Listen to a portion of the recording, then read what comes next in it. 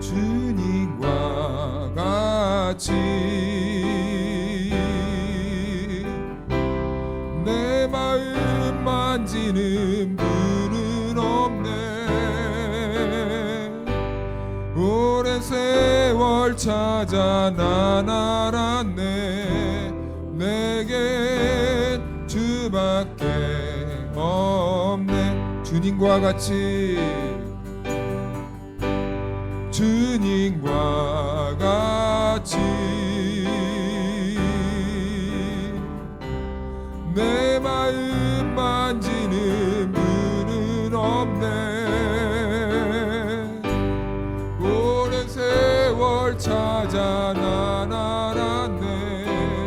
내겐 주밖에 주잡이 강같이 흐르고 주잡이 강같이 흐르고 주 손길 치료하네.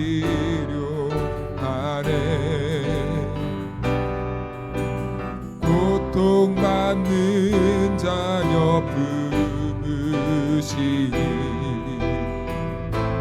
주밖에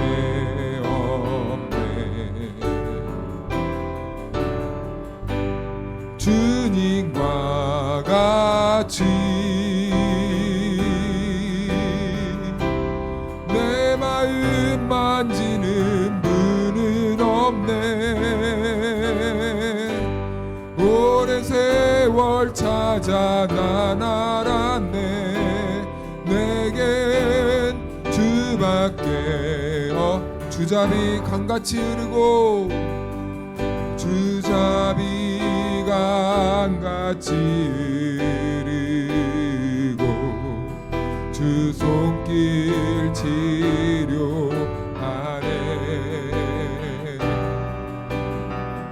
고통받는 자녀 품으시니 주밖에 없네. 주님과 같이 내 마음 만지는 분은 없네. 오랜 세월 찾아 난 알았네. 내겐 주밖에 오랜 세월 찾아 오랜 세월 찾아 난 알았네. 내겐 주밖에 오랜 세월 찾아 오랜 세월 찾아 난 알았네. 내겐 주밖에 없네. 할렐루야. 우리의 인생에 주님만이 전부 되십니까? 그렇게 고백하십니까? 그렇다면 우리가 주님 앞에서 나이와 또 성별과 신체의 상황에 관계없이 기쁘게 찬양할 수 있을 것 같습니다. 할 수 있으십니까? 자, 그럼 이제 우리가 또 신나게 찬양을 할 텐데 우리 마지막 날에 찬양할 때 우리가 신나게 찬양했으면 좋겠습니다. 우리 손뼉 치면서 찬양할까요?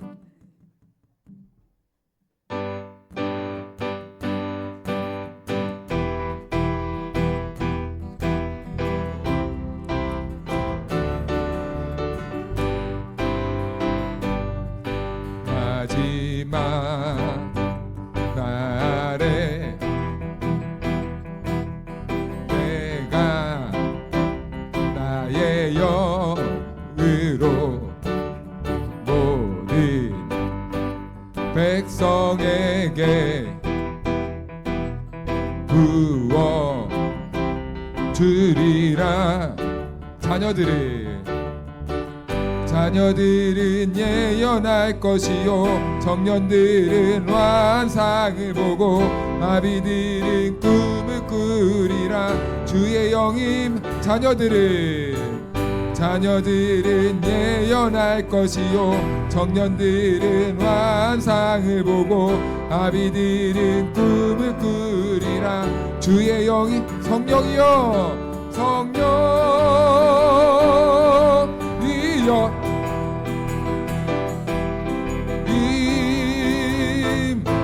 임하소서. 성령이여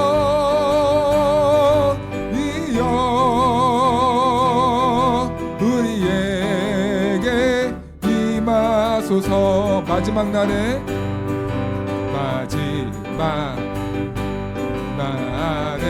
내가 나의 영으로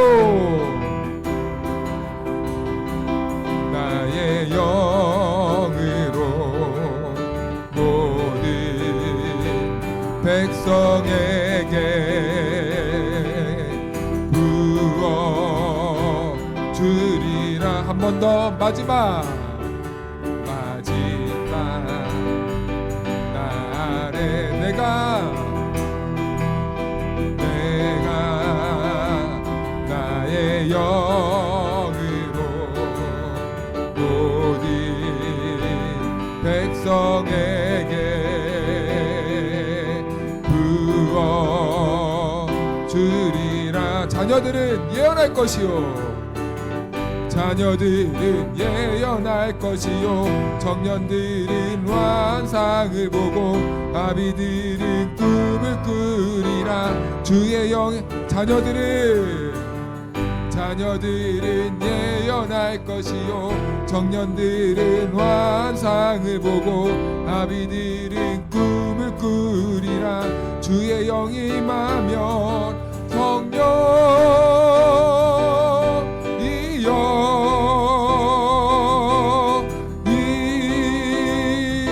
임하소서. 성령이여 우리에게 임하. 성령이여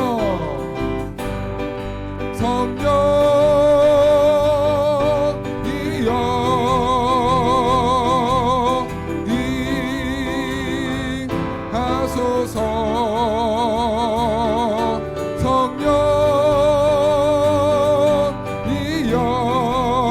성령이여 우리에게 임하. 한 번 더 성령이여 임하소서. 성령이여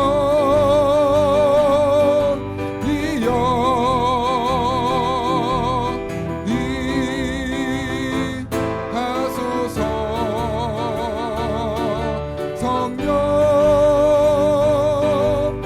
성령이여 우리에게 임하소서. 주님 같은 반석은 없도다. 찬양받기 합당하신 이름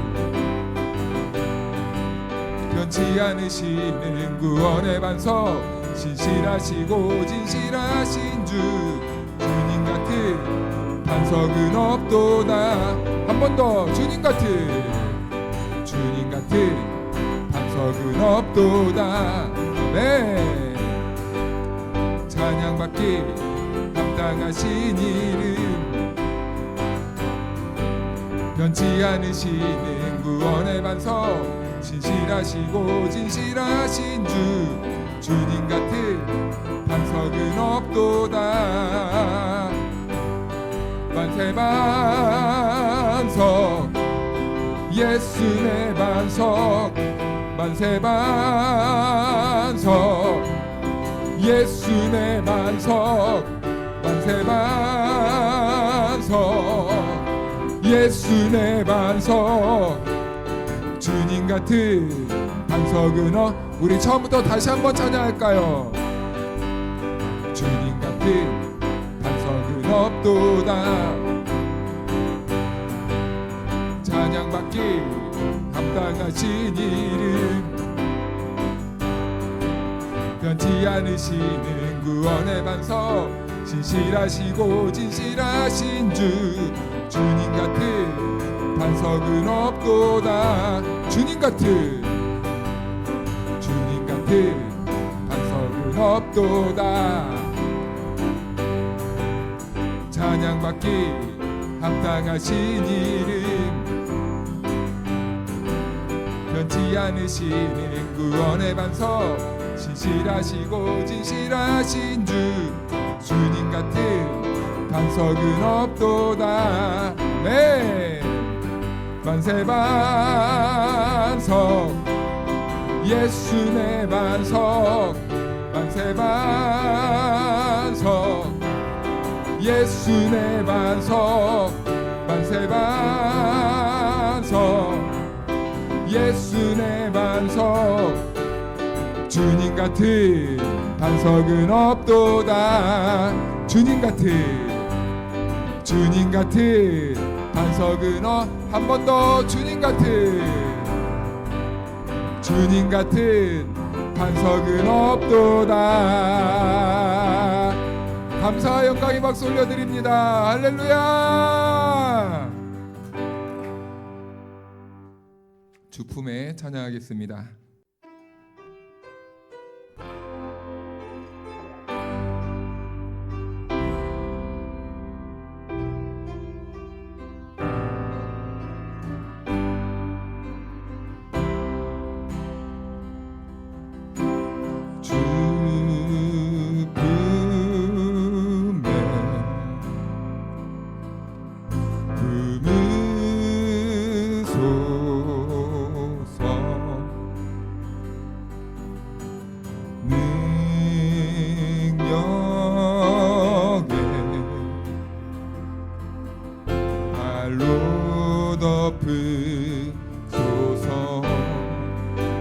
거친 파도 날 향해 와도 주와 함께 날아오르리. 높은 가운데 나의 영혼 잠잠하게 주를 보리라. 주님 안에 주님 안에 나 거하리.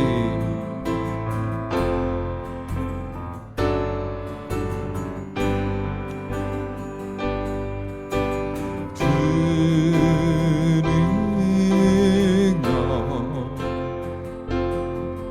나 잠잠히 있네. 거친 파도 날 향해 와도 주와 함께 날아오르리.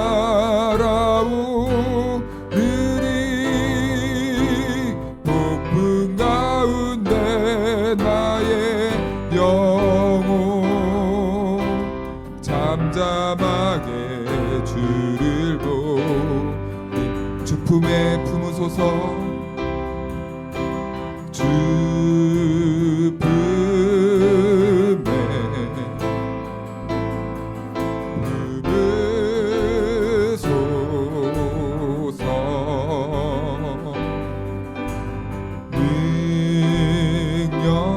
능력에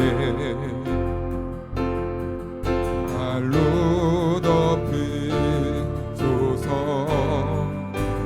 거친 파도 날 향해 주와 함께 날아오르리. 폭풍 가운데 나의 영혼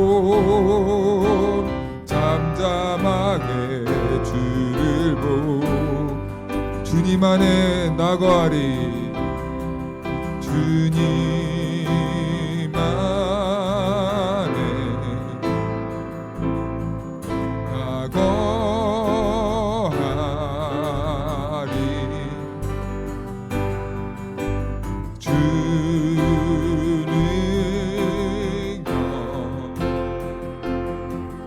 나 잠잠히 믿네.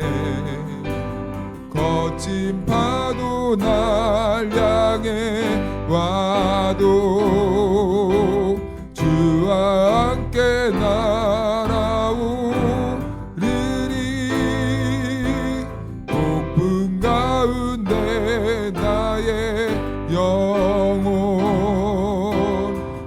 잠잠하게 주를 보고 거친 파도 날 향해 와도 주와 함께 날아오르니 높은 가운데 나의 영혼 잠잠하게 주 우리 한 번 더 고백합시다. 거친 파도 날 향해 와도 주와 함께 날아오르니 높은 가운데 나의 영혼 우리 시간 같이 기도할 때 예배를 위해 기도하며 나아갑시다. 기도하겠습니다. 네, 오늘 이 오후 우리에게 주신 말씀은 야고보서 1장 2절에서 4절 말씀까지입니다. 내 형제들아 너희가 여러 가지 시험을 당하거든 온전히 기쁘게 여기라. 이는 너희 믿음의 시련이 인내를 만들어 내는 줄 너희가 알미라. 인내를 온전히 이루라. 이는 너희로 온전하고 구비하여 조금도 부족함이 없게 하려 함이라. 아멘. 할렐루야. 하나님의 은혜와 평강이 우리 모두에게 함께하기를 축복합니다. 네, 여러분들을 차를 탈 때 가장 먼저 하는 일이 무엇인가요? 시동을 걸겠죠. 그 다음에 무엇을 하십니까? 일반인 같은 경우에는 옆에 요즘은 뭐 전자식이기도 하지만 사이드 브레이크를 내리잖아요. 근데 저는 내비를 먼저 가장 켜야 됩니다. 왜냐하면은 길을 잘 모르기 때문이죠. 그래서 목적지를 설정합니다. 그러면 요즘은 참 친절하게 정말 자세하게 잘 알려줍니다. 틀리는 건 사람이에요. 이제 가만 보니까 기계가 요즘은 사람보다 오차율이 훨씬 더 적은 것 같습니다. 예전에는 대략적인 것만 알려줬다면 요즘에는 정말 구석구석 실시간으로 정말 이 골목골목까지 잘 알려줍니다. 그런데 그것만 알려주는 게 아니라 요즘 내비는요, 뭐 방지턱이 어디에 있는지도 알려주고, 그리고 야생동물 출몰 지역도 알려주고, 사고 다발 지역도 알려주고, 또 극커브 구간도 알려주고, 또 이 어린이 보호구역, 노인 보호구역, 또 요즘은 뭐 마을 주민 뭐 보호구역, 뭐 이런 것까지 세세하게 조목조목 잘 알려줘요. 그런데요, 오늘 이 하나님의 말씀이요, 꼭 그와 같습니다. 우리의 인생이 어디로 가야 하는지, 우리의 인생의 길은 무엇이 있는지를 정말 세심하게 잘 알려주는데, 오늘 이 말씀에서는 저와 여러분들에게 세 가지를 말씀해주고 있어요. 그래서 우리가 가는 목적지가 어디인지, 그리고 어느 길로 가야 하는지, 그리고 우리가 가는 그 길은 어떤 지형을 가지고 있는지를 정말 잘 알려주고 있는 말씀이 오늘 본문 말씀입니다. 먼저는 우리가 가는 목적지를 알아야 되겠죠. 그래서 4절 말씀에 우리가 가야 되는 목적지가 나오거든요. 4절에 이렇게 말씀하고 있어요. 인내를 온전히 이루라. 이는 너희로 온전하고 구비하여 조금도 부족함이 없게 하려 함이라. 아멘. 우리가 가야 되는 목적지가 나오는데 온전하고 조금도 부족함이 없이 구비하기 위하여 가야 된다는 겁니다. 그렇다면 우리는 어떻게 이렇게 살아갈 수 있는가라고 보니까 3절에 그 해답이 나와 있어요. 우리 3절 말씀을 같이 읽어볼까요? 시작.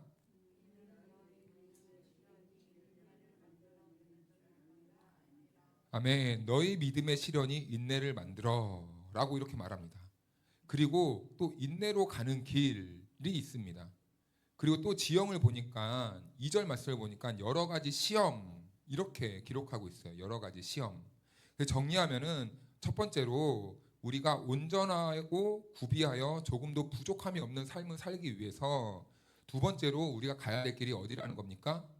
인내의 길을 가야 된다. 그런데 그 인내의 길의 지형이 어떻다고요? 여러 가지 시험이 있다라는 겁니다. 우리가 온전하고 완전한 길을 가기 위해서는 우리가 인내를 겪어야 되는데 그 인내의 길에는 여러 가지 시험들이 기다리고 있다라는 것을 야고보 기자는 말해주고 있는 거죠. 우선 여기에서 여러 가지 시험이라는 말이 있잖아요. 이 말은 여러 가지 색깔이라는 말입니다. 여러 가지 색깔. 여름 휴가철이 되면 많은 사람들은 피서지를 바닷가로 갑니다. 그런데 바닷가를 이렇게 가만히 물끄러미 쳐다보고 있으면요, 이렇게 물이 들어갔다 나왔다를 반복하잖아요. 뭐 크고 작은 파도도 있는데, 그런데요, 한번 가만히 생각해 보십시오. 바닷가를 보면서 똑같은 물결을 본 적 있으십니까? 똑같은 물결을 한 번이라도 본 적 있으십니까? 어? 아니요. 이렇게 물결이 이렇게 왔다 갔다 하잖아요. 우리 겉에 드러나는 이 파도가 우리가 볼 때는 아 저게 파도구나라고 하지만 똑같은 물결, 똑같은 파도는 단 하나도 없잖아요. 그렇죠? 하나도 없어요. 똑같을 수가 없어요. 왜냐하면 속도와 바람이 다 다르기 때문이죠. 그런데요, 우리의 그런 인생도 그렇다라는 거예요.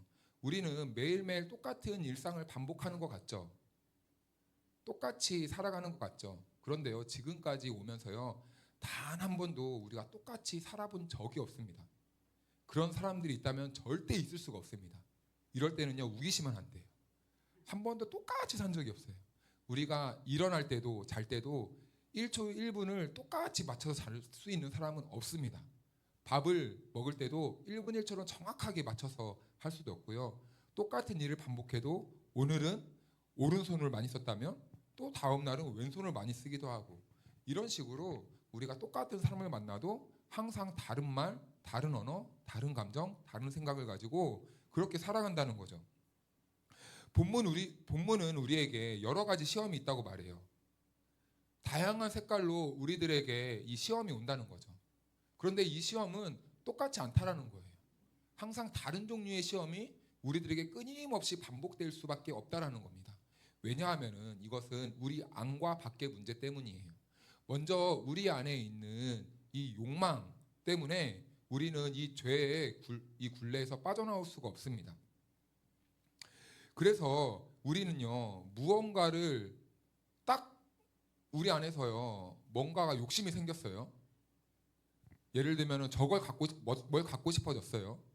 그럼 그때부터요, 사람이 그걸 갖고 싶을 수 없는 이 능력이, 그걸 가질 수 없게 되면은 그때부터 어떤 마음이 몰려오냐면요, 공고와 환란이 생겨요.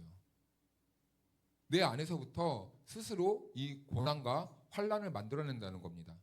나에게 있는 건 하나밖에 없는데 항상 사람이 욕심이 생긴다는 것은요, 내가 가진 것 이상의 것을 탐하기 때문에 욕심이 생기고, 내가 가진 것 이상의 것을 보기 때문에 욕심이 생기거든요.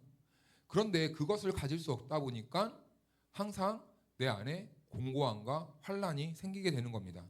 그리고 또 다른 방식은 이 외부로부터 오는 시험이 굉장히 많아요. 이 세상은요, 기본적으로 하나님의 창조 질서가 깨어져 있습니다. 죄가 들어오면서 이 창조 질서와 틀이 완전히 망가졌어요. 그래서 인간 자체가요, 이 인간이 타락한 인생이 만들어낸 이 사회를 보면요, 우리가 거기에서 죄를 안 지을 수가 없습니다. 계속 이 구조와 시스템은, 이 틀은 계속 죄를 짓도록 우리들을 부추겨요. 요즘 사람들이요, 한 가지 오해하는 것이 있대요. 이것은 우리 젊은이들도 많이 해당이 되는데, 내가 능력이 없어서 돈을 못 번다고 생각을 하는 거예요. 내가 능력이 없어서 돈을 못 벌고, 내가 능력이 안 돼서 성공을 못 하고, 그리고 우리 자녀들 요즘에 얼마나 취업 경쟁이 치열합니까? 그런데 사람들이 생각할 때 내가 능력이 없어서 취업을 못 한다라고 생각해요. 그런데 요즘 시대는요, 우리 어른들이 살던 시대랑 너무 다르죠. 예전에는 내가 한 만큼 개천에서 용이 난다는 말이 익숙했었어요. 노력한 만큼 우리가 얻을 수 있다고 생각했는데요, 요즘은요, 노력하는 사람들보다 어떤 사람들이 더 많이 얻냐면 빽 있는 사람, 가정 환경이 좋은 사람, 가정에 돈이 많은 사람. 이게 전 처음에 인정하고 싶지 않았거든요. 그런데요, 이것을요, 인정할 수밖에 없는 계기가 있었어요. 왜냐하면은 출발선이 달라요. 똑같이 예를 들면은 300만 원 버는 집에 태어난 자녀하고 3천만 원 집에 버는 자녀들이 딱 나오잖아요. 그러면은 출발할 때 이 아이는 빠듯한 살림에 공교육을 시켜야 되나 이 사교육을 시켜야 되냐 말아야 되는 그 출발선에 있다면, 이 돈을 많이 버는 집안에서는요, 어떤 선생님을 찾을까 이 고민을 하고 있어요. 출발이 달라요. 그래서 이게 참 안타까운 현실이지만 돈이 많은 이 가정에 태어난 자녀들은요, 선택지가 굉장히 넓대요. 대학을 갈 수 있는 선택지가. 왜냐하면은 이 기본적인 지식을 심는 게 정말, 이거는 정말 이상한 아이가 아니고서는 이 보편적인 아이들은 그 주는 대로 어느 정도 다 습득을 하잖아요. 그러니까 그렇게 공부시키는 사람들은요, 이 보는 눈도 다르고 관점도 다르고 그리고 배운 것도 천차만별이기 때문에 선택지가 많은 반면에 이 그나마 좀 열등한, 제가 열등하다고 표현해서 죄송합니다. 약간 좀 부족한 가정에서 태어난 이 자녀들은요, 한정적이라는 거예요. 그래서 요즘 같은 시대는요, 아무리 노력해도 정말 막 가뭄의 콩이라는 말도 요즘은 좀 이 어려운 환경에서 수능을 만점 맞는다? 걔는 외계인이라는 거예요. 이 지구의 사람이 아니라는 거예요. 그만큼 과거와 오늘날은요, 이렇게 빈부격차가 심해질 수밖에 없고 지식마저도 많이 가진 이 가정에서 더 많이 쌓을 수밖에 없는 이 현실적인 구조 때문에 사실은 아무리 자기가 그 환경에서 노력을 해도 안 된다라고 말해요. 남들은 좋은 학원에서 좋은 대학에서 이렇게 배울 때 아무리 노력해도 지도해주는 사람이 다르고 배움의 환경이 다르니까 불가능하다라는 거죠. 그러니까 이 요즘 사람들이 항상 불안하고 좌절할 수밖에 없어요. 그래서 돈돈 할 수밖에 없는 이유가 거기에 있는 겁니다.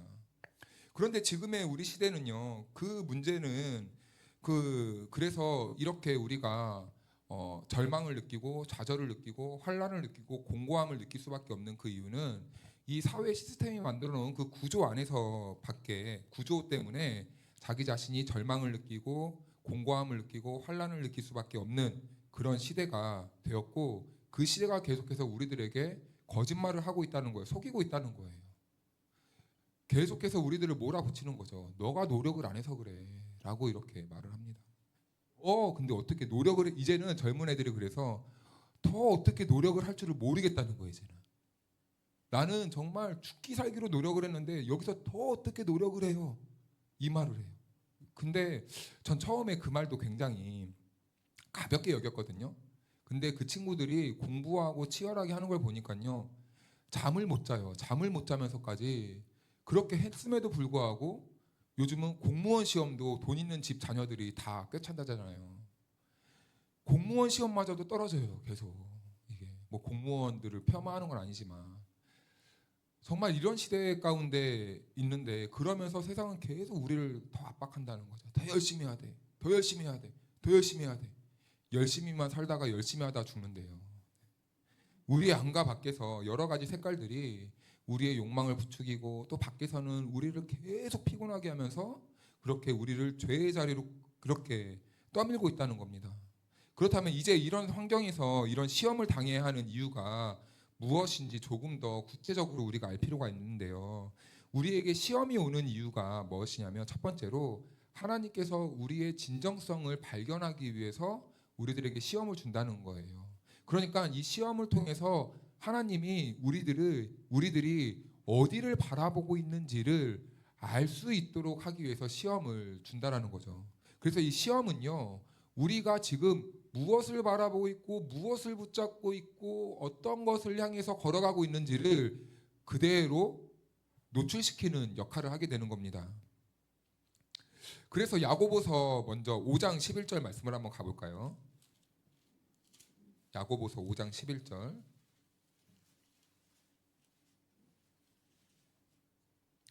우리 이것은 결론 부분에 해당하는 말씀인데 우리 5장 11절을 같이 한번 읽어보겠습니다. 시작. 보라, 인내하는 자를 우리가 복되다 하나니 너희가 욥의 인내를 들었고 주께서 주신 결말을 보았거니와 주는 가장 자비하시고 긍휼히 여기시는 이시니라. 아멘. 네, 여기에서 보니까 욥이 등장하네요. 그런데 하나님께서 욥의 인내를 들었고라고 이렇게 말을 합니다. 그런데 그 앞을 보면요, 어떤 문장이 있냐면 보라, 인내하는 자를 우리가 복되다 하나니, 이것을 우리가 볼 때 인내하면은 복을 받는구나라고 이렇게 생각하시면 안 됩니다. 이게 지금 문장이요, 앞뒤가 바뀌었어요. 어떤 말이냐면요, 복 있는 자가 인내한다라는 거예요. 인내하면 복을 받는 게 아니라 복 받은 사람이 인내를 할 수 있다는 거예요. 약간 느낌이 다르죠? 네. 그런데 지금 욥이 그 복을 경험했다는 겁니다. 욥이 복된 사람이었기 때문에 인내할 수 있었다라고 말하는 거예요. 그리고 이어서 주님께서 주신 결말을 보았거니와 라고 이렇게 말해요. 그 인내의 결말을 하나님이 보여주셨다는 겁니다. 욥이 복된 존재라서 하나님이 인내하게 해주셨고 그 인내의 결과가 무엇인지를 알게 해주셨다. 우리가 쉽게 말하면은 그 고난 뒤의 축복을 경험하게 해주셨다라는 겁니다. 그런데 그 고난 뒤의 축복을 주신 분이 누굽니까? 결국엔 그 욥을 복되게 하신 하나님이라는 것이죠. 그래서 욥의 인내는요, 욥이 열심히 해서 그 상황을 버틴 게 아니라 그 인내를 하게 하신 분이 누구라는 뜻이죠? 하나님이라는 뜻입니다. 그래서 우리는 이것을 오해하면 안 돼요. 어떻게든 우리가 이 상황을 잘 끝까지 인내하면 하나님이 나를 복을 주시겠지가 아니라 복 받은 사람은 이미 그 환난 가운데서 주님이 인내하게 해주신다는 거예요.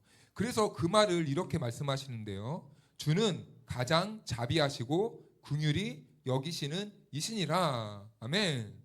인내가요, 자비와 긍휼과 연결되어 있어요.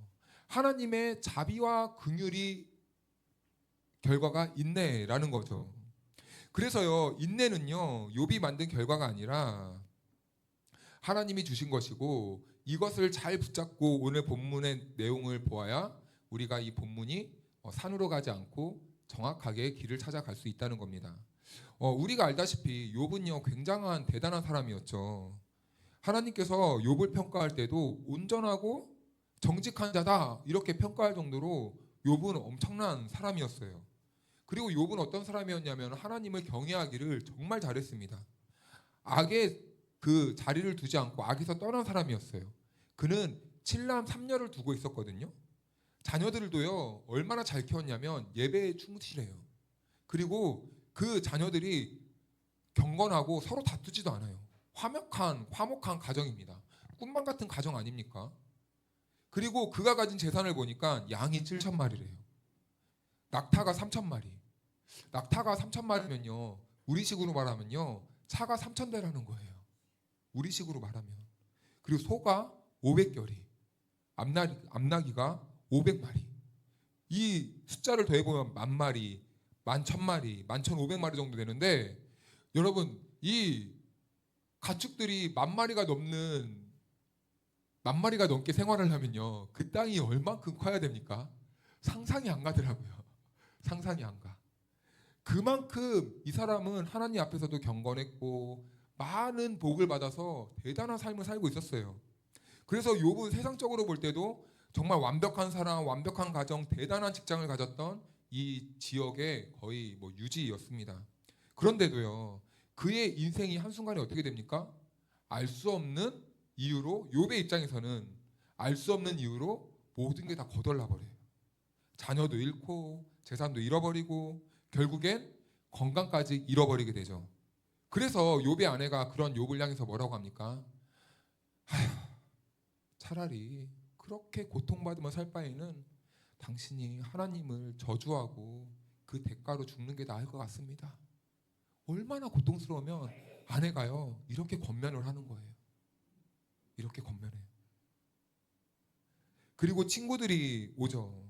친구들이 와서 뭐라고 합니까? 너의 죄 때문이야. 너의 죄 때문에 그런 거야. 욥이 억울하죠. 그래서 욥은 이런 안팎에 이런 시련으로 이런 고백을 해요. 욥기 우리 한번 찾아볼까요? 욥기 구약 성경에 있는데요.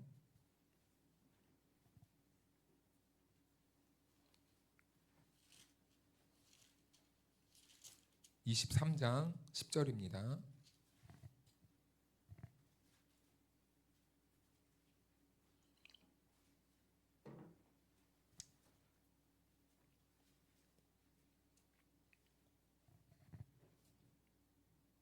우리 같이 합독하겠습니다. 욥기 23장 10절, 구약 성경 784쪽입니다.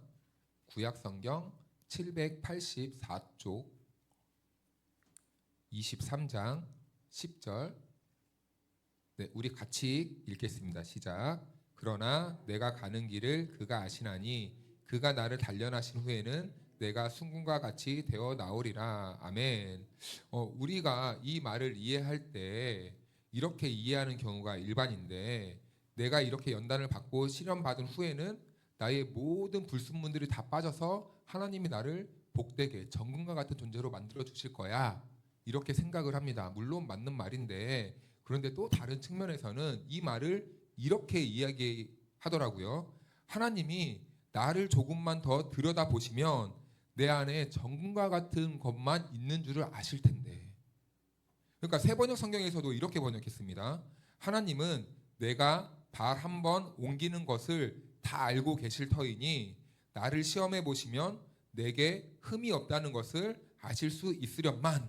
다시요. 하나님은 내가 발 한 번 옮기는 것을 다 알고 계실 터이니 나를 시험해 보시면 내게 흠이 없다는 것을 다 알 수 있으련만. 하나님은 내가 어떠한 길을 가는 것도 다 아시는 분인데, 그래서 하나님이 나를 시험해 보시고 나를 보시면 나에게 금과 같은 것, 금밖에 없다는 것을 아실 수 있을 텐데, 이런 뜻이에요. 그러니까 이건 무슨 말이냐면 억울합니다, 이 말이에요.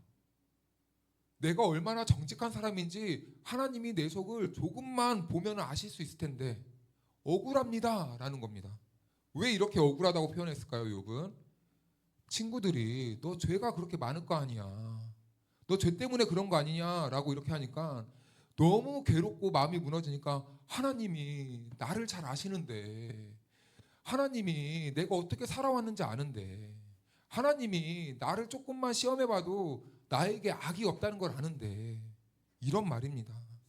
그러니까 이 말은요, 친구들에게 한 말이기도 하지만 하나님을 향해서, 하나님 저 아시잖아요, 하나님 왜 제가 이런 고난을 당합니까? 하나님 살아 계시잖아요. 제 누명을 벗겨주십시오, 제 오해를 벗겨주십시오 라고 이렇게 한탄 섞인 말을 내뱉고 있는다고 말을 합니다. 우리의 인생길을 생각해 보면요, 대부분은 지금 내가 왜 여기에 있는지 모를 때가 있습니다. 이것은 꼭 우리의 위치를 말하는 게 아니라 지금 내 삶의 정황을 놓고도 말할 수 있을 것 같아요. 왜 나는 이렇게 되었는지, 왜 내 인생길은 지금 이렇게 흘러가고 있는 것인지. 그런데 여러분, 사람은요, 우리가 예측해서 그 길을 갈 수 있는 사람은요, 이 세상에 있을까요, 없을까요? 없어요. 없습니다. 한 걸음씩 우리가 그 순간순간 걸어오다 보니까 그냥 이 자리에 있는 거예요. 혹시 여러분들 지금까지 나는 내 인생이 내가 생각하고 계획한 대로 다 이루어졌다 하시는 분 있으십니까? 없죠. 에? 만세해버렸어요? 맞아요. 어쩔 수 없어요. 우리는 만세해버렸어요. 진짜 만세해버렸어. 도저히 나는 못하겠습니다, 나는 모르겠다. 우리가 하나님 앞에서 그렇게 해야 된다는 거죠. 설득이 되고 이해가 돼서 또 이 자리에 오신 분 있으십니까? 설득이 되는 것도 하나도 없어요. 가만히 보면, 우리가 인생이 사는 거 보면, 하나님 왜 나는 이런 모진 고통을 당해야만 됩니까? 하나님 좀 저 좀 설득시켜 주세요라고 말을 하고 싶지만 사실은 논리적으로 이해되는 것도 아무것도 없습니다. 그냥 열심히 산 죄밖에 없는데 등 떠밀리다 보니까 지금 이 자리에 왔다는 거죠. 그래서 욥기 38장부터는 하나님께서 욥에게 근본적인 질문을 하는 거예요. 욥은요, 항상 신학에 있어서 자기가 옳고 그름에 매여 있었습니다. 옳고 그름이 무엇인지 거기에 매여 있었어요. 내가 옳게 살았는지, 그리고 옳지 않게 살았는지. 그러면서 하나님은요, 그런 욥에게 몇 가지 질문을 하거든요. 몇 가지 질문만 나눠보겠습니다. 욥아, 너는 내가 궁창을 만들 때 너는 어디에 있었니? 넌 뭘 했니? 너는 내가 땅에 기초를 놓을 때 넌 어디에 있었는데? 조금 덧붙이면 넌 있기나 했니?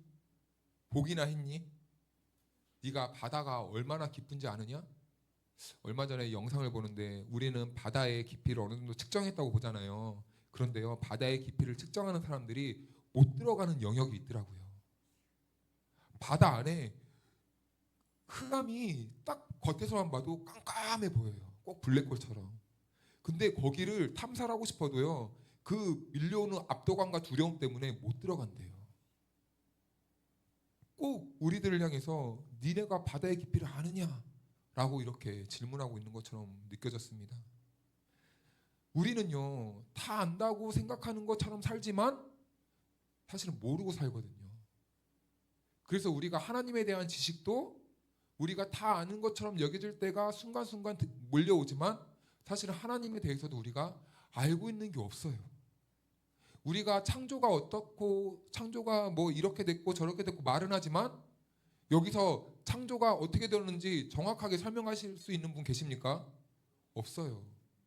본 적이 없어요. 우리는 그 창조의 때에 하나님의 창조를 본 사람이 없는데 어떻게 우리가 이 글 몇 자를 가지고 하나님의 그 깊은 마음과 깊은 행하심과 그 능력의 순간들을 우리가 안다고 할 수 있겠습니까?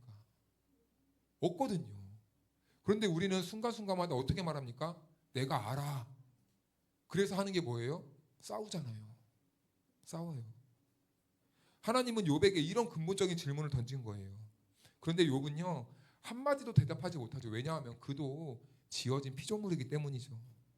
그제서야 욥은요, 고난의 문제가 행위를 옳게 살았는지 그렇게 살았냐의 문제가 아니라 이 또한도 하나님의 주권과 통치 안에 있는 것이구나 라는 것을 깨닫고, 아, 내가 여기에서 해야 될 게 무엇이냐면 순복하는 것이구나 라는 것을 깨닫게 됩니다. 그가 세상과 인생을 보는 이 눈이요, 달라지게 된 거죠. 그리고 그가 이렇게 고백을 하는 거죠. 내가 알기에는 나의 대속자가 살아계시며 마침내 그가 땅 위에 서실 것이라. 이 말은 무슨 말이냐면 욥이 고난을 통해 눈이 열리게 되는데, 그가 고난을 통해 눈이 열린 것은 나와 같은 인생에게 중보자가 필요하구나 라는 것을 깊이 깨닫게 되는 거죠. 어저께 우리 친구들, 어저께 구약은 누가 오시기 전이라 그랬지? 신약은 누가 오시기 전이라 그랬죠? 예수님이 오신 후. 예수님이 오시기 전이라는 것은 구약에서 누구를 예언하고 있다고 말했지? 그래, 예수님. 잘 배웠네. 구약에서는 예수님, 우리 인간에게 이 중보자가 필요하다, 메시아가 오셔야 된다는 것을 말씀해주고 있는데, 오늘 이 욥이라는 인물이 그 고난 속에서 예수님이 필요하다는 것을 절실하게 깨닫게 된 거예요. 그래서 욥의 주제가 무엇이냐면 고난과 인간의 의가 옳고 그름의 문제가 아니라 하나님의 통치와 주권, 하나님만이 절대 의고 절대 선이고 절대 옳음이라는 것을 말하는 게 욥기라는 거죠. 욥은요, 그 시선에 눈이 열리게 된 거예요. 우리도 그 시선에 눈이 열려야 됩니다. 이 시선에 눈이 열리지 않으면 모든 것들이 다 내가 잘못해서 그래, 내가 뭔가 문제를 옳게 하지 않아서 그래, 삶을 옳게 살지 않아서 그래, 이런 식으로 우리가 인식하게 되는데요, 이것은 아직 하나님의 옳음과 하나님의 성과 하나님의 의가 아직 온전하게 눈이 떠지지 않았을 때의 그런 반응이라는 겁니다. 그래서요, 믿음의 진정성에 대한 시험이 바로 이것이라는 거예요. 이 어려운 가운데서 누구를 바라보고 있는가라는 거예요. 참 우리가 살다 보면은 많은 이 고난과 고통을 많이 당하잖아요. 저도 짧은 인생을 살고 있지만 참 많은 힘든 순간마다 있는데, 그 순간순간 어려운 길을 걸어갈 때마다 우리가 탄식처럼 내뱉는 것이 무엇입니까? 주님, 어떻게 합니까? 이 고백이요, 전 처음에 그냥 별거 아니겠지라고 생각했어요. 근데요, 가만히 생각해 보면요, 이 어려운 가운데서도 주님을 향해서 내 입술이 주님 어떻게 합니까? 이 한마디가요, 우리의 믿음을 보여주고 있는 것이더라고요. 그러면서 우리가 살아계신 하나님을 바라보게 되고 살아계신 하나님을 더욱더 의지하고 붙잡게 되는 것입니다.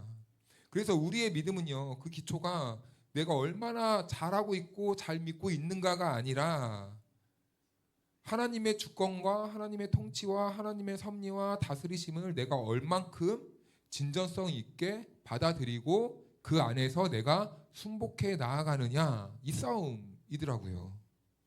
물론 우리도 욥처럼 때로는 이해할 수 없고 그리고 해석할 수 없는 일들을 만날 때면요 너무나 당황돼요. 이걸 어떻게 해야 되나? 어떻게 해야 되지? 막 당황돼요. 그러다가 막 사람이요 이런 일을 겪으면 우왕좌왕하더라고요. 정말 우왕좌왕 해가지고요. 이것도 해볼까? 저것도 해볼까? 어떻게 하지? 어떻게 하지? 이 사람도 찾아가 보고 이 방법도 써보고 막 온라인에 검색도 해보고 이 사람은 어떻게 했는지 막 책도 지져가면서 막 하는데요. 이게요 사실은 우왕좌왕할 때 이런 현상들이 나타나더라고요. 우왕좌왕할 때. 그러나 욥은요 그 문제 앞에서 여러 가지 시험 앞에서 자기가 가지고 있는 이 신앙의 틀을 깨뜨리고 뛰어넘는 그 경이로운 경험을 하게 되는 거예요. 그래서요 그는 이렇게 고백하죠. 내가 전에는 귀로 듣기만 하였지만 이제는 눈으로 주를 배웁나이다. 지금까지는 내가 알고 있던 지혜와 지식으로 어떻게든 살아보려고 했지만 제가 이제서야 하나님이 하시는 일을 보게 되었습니다 라는 것을 인정하게 되는 거죠. 이 고백은요 욥의 믿음의 정체가 드러나게 되는 고백이에요. 지금 욥이 누구를 붙잡고 무엇을 의지하고 있고 누구를 바라보고 있는가에 대한 이 고백이었던 겁니다. 그래서 믿음은 무엇입니까? 지식으로 쌓는 게 믿음이 아니에요. 믿음은요 성령님이 성도들에게 주시는 선물이라고 했습니다. 내가 얻을 수 있어야 얻고 싶어서 얻을 수 있는 게 아니에요. 성령님이 주시는 것이 믿음이라는 거죠. 결국엔 고난을 통해서 욥의 믿음의 실체가 무엇인지 드러나게 되었다라는 거죠. 그러고 보면은 참 고난도 때때론 우리들에게 필요한 부분인 것처럼도 느껴집니다. 고난이 꼭 안 좋은 것만은 아니라 우리가 어떤 믿음을 가지고 있는지를 점검해보고 발견할 수 있게 해주는 참 긍정적인 이 요인이 되는 것 같기도 해요. 사랑하는 여러분, 저와 여러분들은 매일매일 시험 속에 있을 수도 있고 그리고 이해할 수 없고 알 수 없는 고난 때문에 힘들고 버거운 삶을 살 수도 있습니다.